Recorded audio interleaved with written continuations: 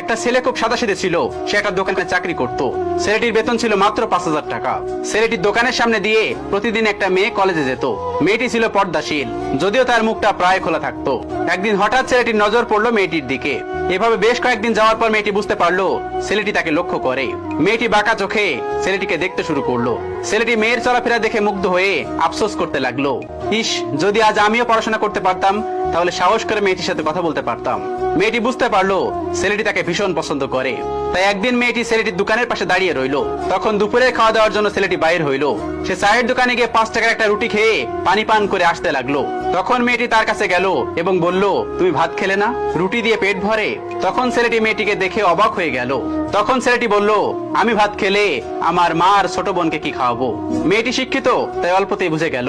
তখন সে হাত ধরে বলতে লাগলো, তাহলে তুমি যে আমাকে পছন্দ করো, আমাকে কি খাওয়াবে? তখন ছেলেটি বলল, আমি তো তোমাকে আপন করে পাওয়ার জন্য দেখি না, কারণ সে যোগ্যতা আমার নেই। তবে এটা সত্য যে তোমাকে দেখলে আমার ভীষণ ভালো লাগে, তাই দেখি। মেয়েটি ছেলেটির কথা শুনে চোখের পানি ধরে রাখতে পারলো না। সে বুঝে গেল ছেলেটির চরিত্র ও ভাবনা সুন্দর। সেদিন মেয়েটি চলে গেল। রাত্রি বেলায় মেয়েটি অসুস্থ হয়ে পড়ে। পরে তাকে ডাক্তারের কাছে নিয়ে আসা হয়। বলা হলো তার 2টাই কিডনি নষ্ট। তখন মেয়ের বাবা ফোন করে তার বন্ধুর ছেলেকে, যার সাথে বিয়ে দেওয়ার জন্য সে পাগল। কিন্তু মেয়েটি তার বাবার পছন্দের ছেলেকে বিয়ে করতে রাজি না, কারণ ছেলেটির টাকা থাকলেও তার চরিত্র খারাপ, সে লোভী। এদিকে মেয়েটির কোনো লোভ ছিল না।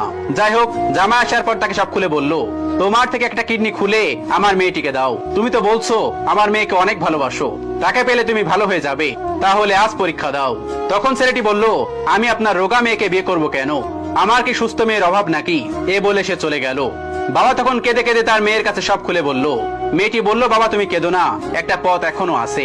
তুমি এক কাজ করো, আমাদের সামনের মোড়ে একটা গ্যারেজ আছে না, সেখানে তুমি যাও, যে তাইব নামের একটা ছেলে আছে তাকে নিয়ে এসো। আমার কথা বলে তখন বাবা চলে গেল এবং ছেলেটিকে সাথে করে নিয়ে আসলো। মেয়েটিকে দেখে ছেলেটির চোখ ভিজে পানি পড়তে লাগলো, কারণ মেয়ের বাবা তাকে সব খুলে বলেছে। তখন ছেলেটিকে মেয়েটি বলল, তুমি আমাকে একটা কিডনি দেবে? ছেলেটি বলল, কিডনি দেওয়ার জন্যই আমি এসেছি। মেয়েটি তখন বলল, তুমি কি চাও? ছেলেটি বলল, তুমি সুস্থ হয়ে আবার আমার দোকানের সামনে দিয়ে যাবে, আর দূর থেকে আমি তোমাকে তাকিয়ে দেখবো, এই অনুমতিটুকুই চাই। এই কথাগুলো শুনে মেয়েটি ও তার বাবা তাদের চোখের পানি ধরে রাখতে পারলো না।